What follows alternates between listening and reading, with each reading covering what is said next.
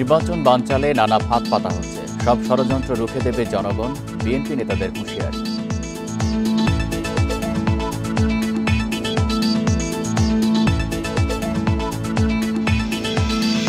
খুলনার রূপসায় কৃষি ব্যাংকের লকার ভেঙে ১৬ লাখ টাকা চুরি, জিজ্ঞাসাবাদে ৩ সিকিউরিটি গার্ড আটক।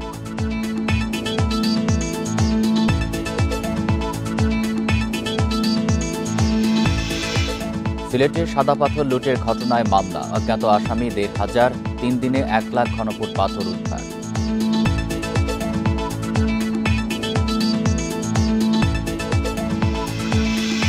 শেওড়াপাড়ায় গৃহবধূর মৃত্যুতে মন গড়া সুরতহাল রিপোর্টের অভিযোগ, মরদেহ নিয়ে থানায় স্বজনরা।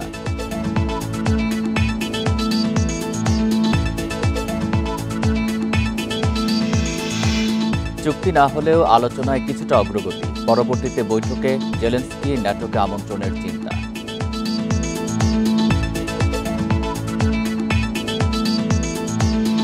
সাউদি এক্সপ্রেস করবে ওভারহিটিং শেষ, ইঞ্জিন রাখে ঠান্ডা আর দিবে স্মুথ পারফরম্যান্স। Saudi lubricants.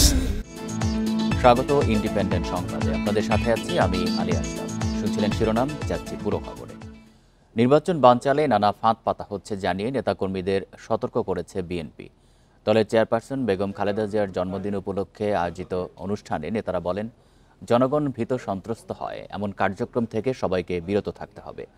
যে কোনো ষড়যন্ত্র দেশের জনগণ রুখে দেবে বলে হুঁশিয়ারি দেন নেতারা।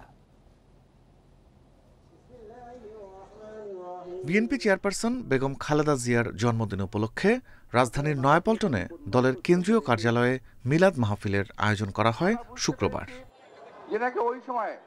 এ সময় বিএনপি প্রধানের আত্মত্যাগ ও গণতন্ত্র প্রতিষ্ঠার সংগ্রামে তার অবদানের কথা তুলে ধরেন বিএনপি নেতারা। দেশনেত্রী বেগম খালেদা জিয়ার জীবনে ওনার উপরে কতটুকু নিপীড়ন হয়েছে, কতটুকু অত্যাচার হয়েছে, কারা কারা এর সঙ্গে দায়ী, তাদের সকলের একটা বিচার করা উচিত বলে আমি বিশ্বাস করি এবং মনে করি। সুযোগ থাকলেও গণতন্ত্র এখনো নাগালের বাইরে বলে জানান বিএনপি নেতারা। আগামীতে বিএনপির নেতৃত্বে দেশে গণতন্ত্র ফিরে আসবে বলে প্রত্যাশার কথা জানান বিএনপি নেতারা। অর্থাৎ একটা ষড়যন্ত্র চলমান আছে নির্বাচনকে বানচাল করার জন্য। আমরা সতর্ক সজাগ থাকবো, কারো পাতানো ফাঁদে বা কারো পাতানো কথা উত্তর দিয়ে যাতে গণতন্ত্রে ভুলণ্ঠিত না হয়। এদিকে সকালে জাতীয় প্রেস ক্লাবে এক আলোচনা সভায় বিএনপি চেয়ারপারসনের উপদেষ্টা জয়নুল আবদিন ফারুক বলেন, সুষ্ঠু নির্বাচন দিতে ব্যর্থ হলে অধ্যাপক ইউনূসের নাম ইতিহাসে কলঙ্কজনকভাবে লেখা থাকবে। বাংলাদেশে অচিরেই যেন যে শাহাবুদ্দিন রশিদ নিয়ে একজন পুলিশ দিয়ে নির্বাচন করতে পেরেছে, সেই মতো একটি নির্বাচন করে ডক্টর ইউনূস আপনি ইতিহাসের পাতায় লেখা থাকবেন। যদি তাই না করতে পারেন, ইতিহাসের কলঙ্কে আপনার নাম লেখা হয়ে যাবে।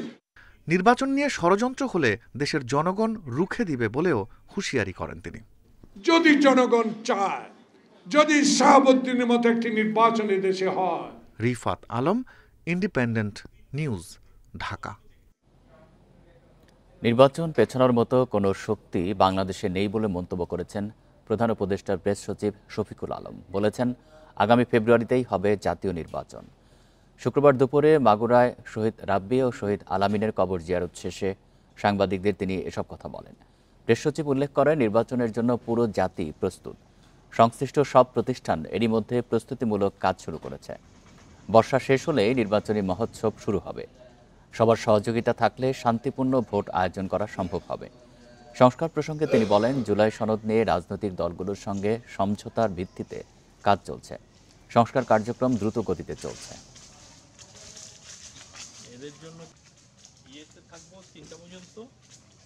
ফেব্রুয়ারিতে নির্বাচন হবে, এখানে কোনো শক্তি নাই এটাকে এই নির্বাচনকে ডিলে করবে। এটা আমাদের চিফ অ্যাডভাইজার বলেছেন এবং আমাদের চিফ অ্যাডভাইজার বলার পরেই আপনারা দেখেছেন ইলেকশন কমিশনও বলেছে। এটা আমাদের পুরো জাতি এটার জন্য প্রস্তুতি নিচ্ছে। বিএনপি চেয়ারপারসন বেগম খালেদা জিয়ার জন্মদিনে ফুল পাঠিয়ে শুভেচ্ছা জানিয়েছেন প্রধান উপদেষ্টা অধ্যাপক ডক্টর মোহাম্মদ ইউনূস। বিএনপি স্থায়ী কমিটির সদস্য খালেদা জিয়ার ব্যক্তিগত চিকিৎসক অধ্যাপক এজেডএম জাহিদ হোসেন এই তথ্য নিশ্চিত করেছেন। বলেন, সাবেক প্রধানমন্ত্রী খালেদা জিয়া তার জন্মদিনে সাধারণত অনুষ্ঠান পালন করেন না, তবে তার তার জন্মদিন উপলক্ষে দলের পক্ষ থেকে সারা দেশে মিলাদ ও দোয়া মাহফিলের আয়োজন করা হয়েছে।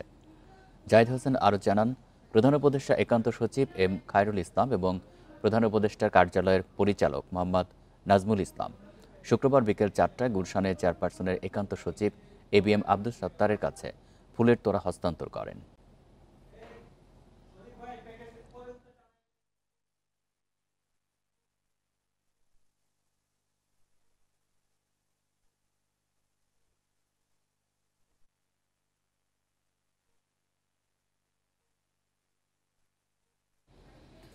রাজধানীর বনানীতে ফ্রেন্ডস কমিউনিটি ক্লাব নামে একটি অনুমোদনহীন ক্লাবে অভিযান চালিয়ে ৩১ বোতল মদ ও ৫২ বোতল বিয়ার উদ্ধার করেছে পুলিশ। তবে এই ঘটনায় কাউকে গ্রেপ্তার করা হয়নি। বনানী থানার ভারপ্রাপ্ত কর্মকর্তা মোহাম্মদ রাসেল সরোয়ার জানান, শুক্রবার সন্ধ্যায় গোপন সংবাদের ভিত্তিতে অভিযানে গেলে ক্লাবটিতে কাউকে পাওয়া যায়নি। নিরাপত্তা প্রহরীর মাধ্যমে ক্লাবের তালা খুলে অভিযান চালায় পুলিশ। এ সময় অবৈধ এসব মদ ও বিয়ার পায় কর্মকর্তারা। এই ঘটনায় যথাযথ আইনি প্রক্রিয়া চলমান রয়েছে বলেও জানান রাসেল সরোয়ার। এবছর ডেঙ্গু আক্রান্ত ও প্রাণহানির শীর্ষে বরগুনা। এ পর্যন্ত সেখানে মৃত্যু হয়েছে ৪০ জনের, আক্রান্ত প্রায় ৫,৫০০। এডিস নির্মূলে কার্যকর উদ্যোগ না নিলে ডেঙ্গুর প্রকোপ আরও বাড়ার শঙ্কায় চিকিৎসকেরা। এদিকে পিরোজপুরে এবছর ডেঙ্গুতে মৃত্যু না হলেও আক্রান্ত প্রায় ৫০০। মায়ের ছবির পাশে শুয়ে ২ বছরের শিশু ইয়ানা কখনো মায়ের ছবিতে খাবার তুলে দিচ্ছে। ডেঙ্গুতে আক্রান্ত হয়ে ২৬ জুন ২৫০ শয্যা হাসপাতালে মারা যান ইয়ানার মা। তিনি সহ এবার জেলায় ডেঙ্গুতে প্রাণহানি ৪০। প্যারাসিটামল দিয়ে যায় আর ওষুধের টোকেন হাতে ধরিয়ে দেয় যে আপনি আনেন। আসলে এরকম চললে এরকম আজমেরি মোনালিসার মতো প্রাণ আরও ঝরবে। চলতি বছর ডেঙ্গু চিকিৎসা নিয়েছেন প্রায় ৫,৫০০ রোগী। তাদের অভিযোগ, হাসপাতাল থেকে শুধু প্যারাসিটামল আর স্যালাইন ছাড়া অন্য কোনো ওষুধ পাচ্ছেন না। চিকিৎসকেরা বলছেন, আপাতত কিছুটা কমলেও সেপ্টেম্বরে আবারও বাড়তে পারে রোগীর চাপ। কালকে আসার পর থেকে এই পর্যন্ত শুধু একটা স্যালাইন পাইছি আর কটা প্যারাসিটামল পাইছি। বৃষ্টির সাথে তো ডেঙ্গুর একটা সম্পর্ক আছে, তো সেই হিসাবে আমরা সতর্ক, বাড়তে পারে। তবে লাস্ট ১০-১৫ দিনের ট্রেন্ড অনুযায়ী পেশেন্ট কমে গেছে। এদিকে পিরোজপুরে এবছর ডেঙ্গুতে মৃত্যু না হলেও দিন দিন বাড়ছে আক্রান্তের সংখ্যা। জানুয়ারি থেকে আগস্ট পর্যন্ত আক্রান্ত প্রায় ৫০০। হাসপাতালে ধারণ ক্ষমতার চেয়ে ৩ গুণ বেশি রোগী থাকায় হিমশিম খাচ্ছেন চিকিৎসকেরা। ডেঙ্গু রোগী সবই রোগীগুলো একসঙ্গে রাখছে, আমাদের তো কোনো চিকিৎসা হয় না, পরিবর্তন হয় না, সহনশীল অবস্থায় আছে, নিয়ন্ত্রণে আছে। তো সেই হিসাবে আমাদের এখানে কোনো মহামারী আকার ধারণ করে নাই। সেই হিসাবে আমরা আমাদের নিজস্বভাবে ব্যবস্থাপনায় আমরা আমাদের রোগীদের সেবা দিয়ে যাচ্ছি। ডেঙ্গুর প্রকোপ বৃদ্ধির ঝুঁকি থাকলেও মশা নিধনে তেমন কোনো উদ্যোগ নেয়নি কর্তৃপক্ষ, অভিযোগ স্থানীয়দের। Tanzil Hasnat, Independent News. এ বিষয়ে আরও জানাতে বরগুনা থেকে যুক্ত হচ্ছেন সহকর্মী আরিফ হোসেন। আরিফ, এবছর তো ডেঙ্গু আক্রান্ত এবং মৃত্যুতে শীর্ষে রয়েছে বরগুনা। গত ২৪ ঘন্টায় কতজন ডেঙ্গুতে আক্রান্ত হয়েছে, হাসপাতালে এই মুহূর্তে কতজন ভর্তি রয়েছেন, আর এডিস নির্মূলে কি ধরনের ব্যবস্থা নেওয়া হয়েছে এখন পর্যন্ত?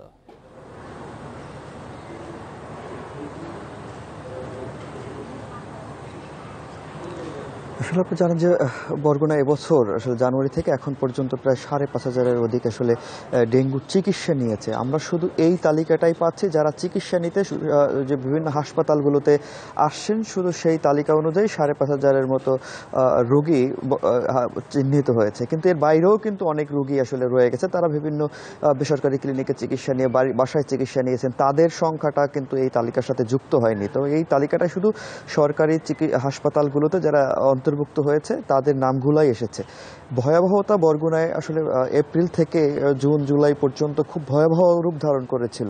তখন আসলে প্রত্যেক দিন হাসপাতালে ২৫০ থেকে ৩০০ রোগী আসলে চিকিৎসা নিয়েছে। যদি আমি গত ২৪ ঘন্টার আক্রান্তের সংখ্যা বলি, সে তো গত ২৪ ঘন্টা আসলে বরগুনায় ২৫ জন রোগী নূতন শনাক্ত হয়েছে এবং এই মুহূর্তে বরগুনায় চিকিৎসা নিচ্ছে ৯৭ জন রোগী।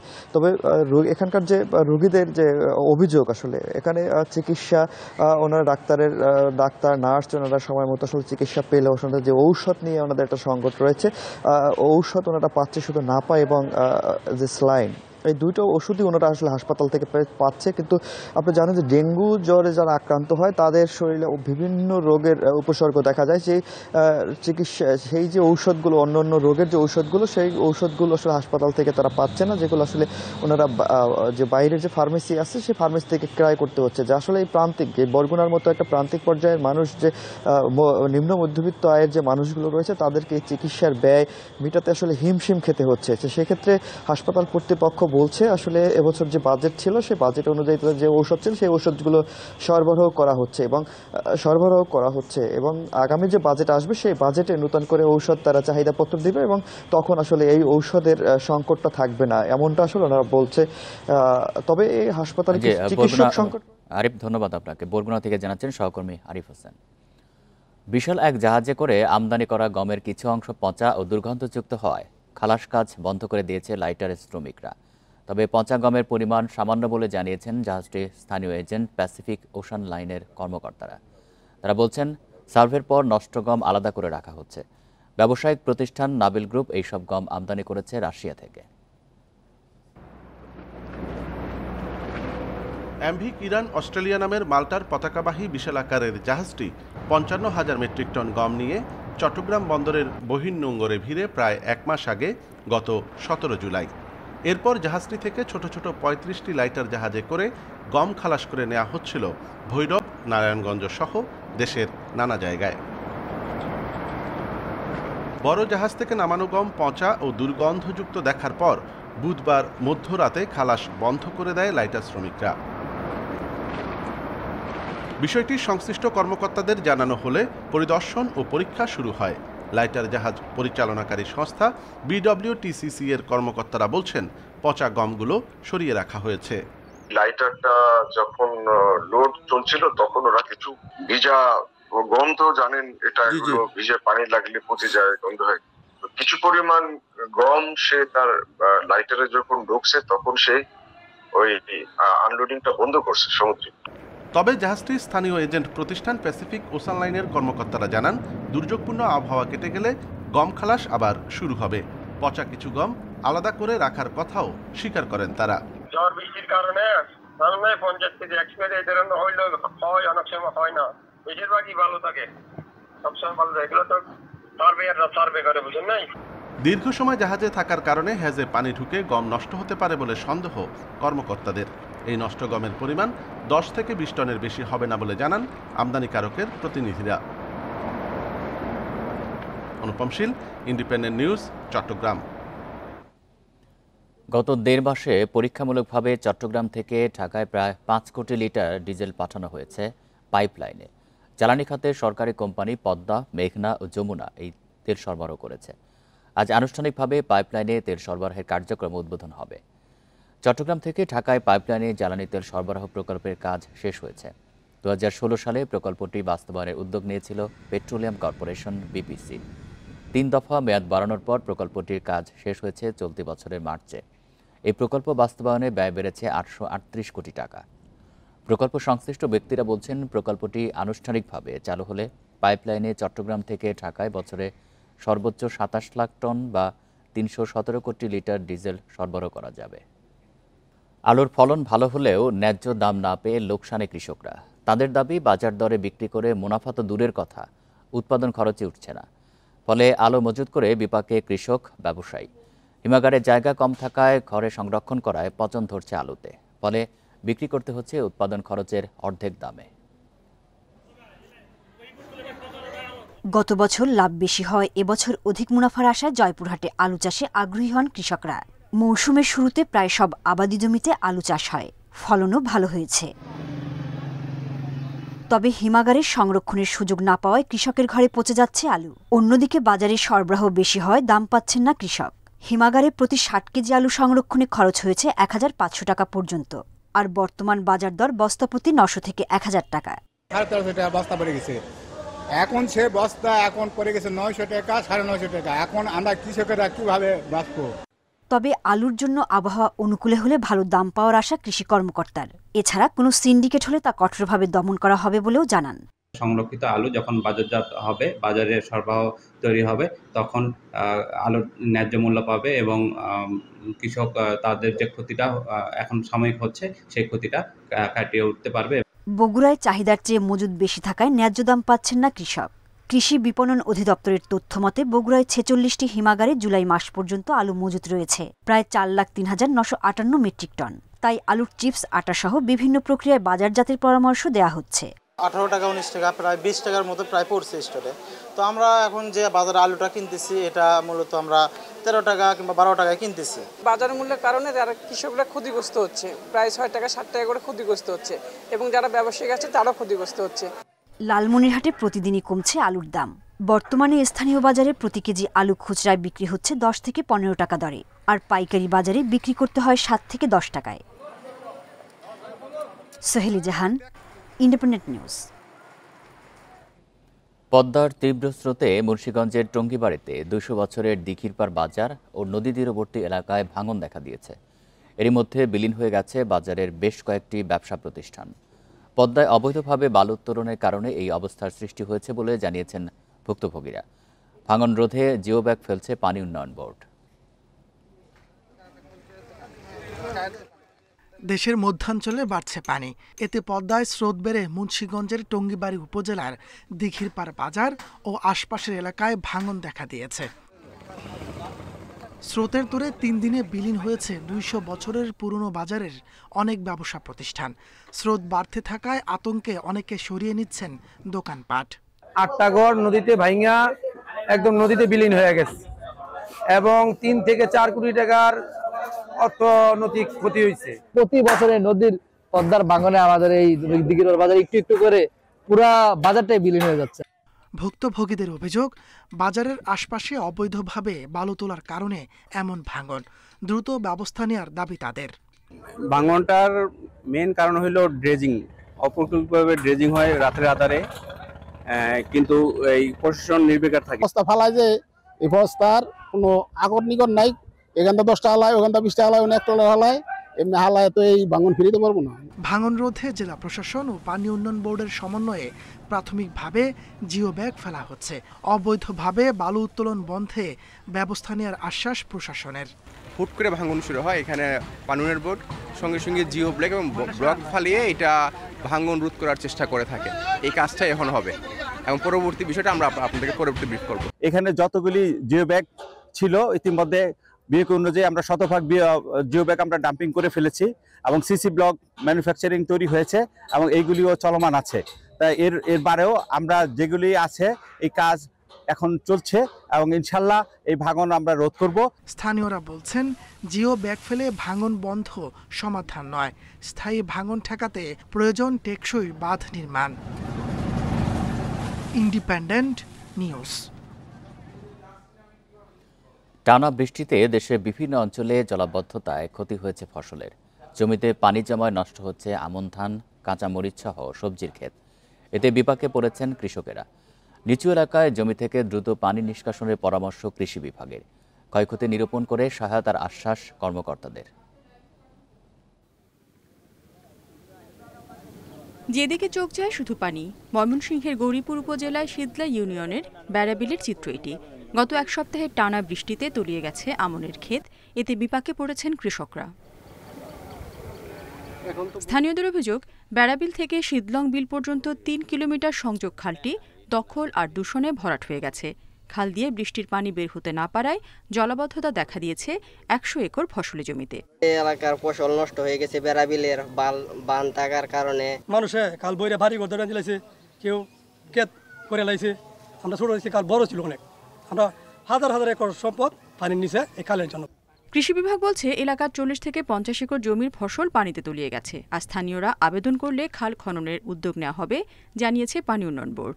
এরপরে যদি আর বৃষ্টি না হয় তাহলে আমরা আশা করতেছি ক্ষতির পরিমাণ অনেক কমে যাবে এবং তারপরেও আমরা ক্ষতির পরিমাণ নিরূপণ করে আমাদের ঊর্ধ্বতন কর্তৃপক্ষকে জানাবো। এই খাল আসলে খাল জমির উপরে কিনা না, ন্যাচারাল খাল কিনা না, এই খালের উৎপত্তি এবং পতিত এগুলো আমরা সার্ভে করে জরিপ করে তারপরে প্রকৃত ব্যবস্থা নেওয়ার জন্য, প্রয়োজনীয় ব্যবস্থা গ্রহণ করার জন্য আমরা কর্তৃপক্ষ বরাবর সুপারিশ প্রেরণ করব। এদিকে ফরিদপুরের মধুখালীতে অতি বৃষ্টিতে নষ্ট হয়েছে মরিচের ক্ষেত। কৃষকরা বলছেন, কিছু মরিচ বিক্রি করা গেলেও গত 1 মাস ধরে বৃষ্টিতে ফসল তোলা সম্ভব হয়নি। 1-1.5 মাস বৃষ্টি নামার কারণে এই মরিচ গাছ সবই পানি ঠিক ছিল, পানিতে তলায় গেছিল, এখন সবই মারা গেছে। এখন এই মুহূর্তে গাছ মারার আগে আরো প্রায় 1.5-2 মাস আমরা মরিচ উঠাইতে পারতাম। চলতি বছর 986 মেট্রিক টন মরিচ উৎপাদনের লক্ষ্যমাত্রা থাকলেও তা অর্জন সম্ভব হবে না, জানিয়েছে কৃষি বিভাগ। রেশমি নন্দী, ইন্ডিপেন্ডেন্ট নিউজ। বর্ষা শেষ না হতেই শরতের রূপ উপকে দিচ্ছে পাহাড়ে। একদিকে বৃষ্টি স্নাত সবুজের সজীবতা, অন্যদিকে শরতের আগমনী বার্তা। প্রকৃতি যেন সবটুকু উজাড় করে সেজেছে নতুন রূপে। আর এই সৌন্দর্যের হাতছানিতে সাড়া দিয়ে খাগড়াছড়ির পাহাড়ে বেড়েছে পর্যটকদের সমাগম।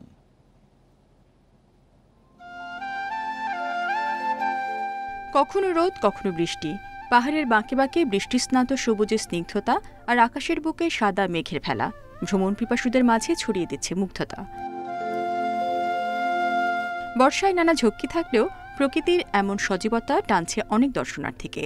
পাহাড়ে বেড়ানোর জন্য এ মৌসুম সম্পূর্ণ অন্যরকম অভিজ্ঞতার, বলছেন তারা। বৃষ্টির দিনে তো এমনিতেও পাহাড় সুন্দর, এই জন্য পাহাড়টা দেখার জন্য। বৃষ্টির পরে গরমটা বিকালে আমরা আলুতিলায় ঘুরতে এসেছি। আলুতিলায় পাহাড়ের বসে খাগড়াছড়ি শহরটা দেখতে অসাধারণ। অন্যান্য বছরের তুলনায় এবার এই মৌসুমে পাহাড়ের লোক সমাগম কিছুটা বেড়েছে, জানান পর্যটন ব্যবসায়ীরা। আগামীতেও এমন ভিড় থাকার প্রত্যাশা তাদের। এই দিনগুলোতে বন্ধ থাকে সাধারণত শুক্র শনি, এই দিনগুলোতে মোটামুটি পর্যটক আসে। আশা করি এই সৌন্দর্য উপভোগ করার জন্য পর্যটক সামনের দিকে আসবে বলে আমি মনে করি। দেশের পর্যটনের অন্যতম আকর্ষণ হওয়ায় পাহাড়ের পরিবেশ রক্ষায় বিশেষ গুরুত্ব দিচ্ছে বন বিভাগ। নেওয়া হয়েছে বৃক্ষরোপণেরও উদ্যোগ। এছাড়া সবার সচেতনতাও জরুরি, বলছেন কর্মকর্তারা। আমরা বন বিভাগের পক্ষ থেকে বিভিন্ন প্রজাতির বনজ, ফলজ, দেশীয় প্রজাতির চারা স্থানীয় জনগণকে সম্পৃক্ত করে লাগানোর ব্যবস্থা করছি, যেন প্রকৃতি আরও সুন্দর হয়, আরও আকর্ষণীয় হয়। প্রতি বছর বর্ষা মৌসুমে খাগড়াছড়ির পাহাড়ে অন্তত 40,000 পর্যটকের সমাগম হয়। Independent news. এই ছিল এখনকার সংবাদে। ইন্ডিপেন্ডেন্ট টেলিভিশনের সব খবরের আরও বিস্তারিত জানতে চোখ রাখুন ফেসবুক, ইউটিউব এবং এক্সে। ধন্যবাদ সবাই।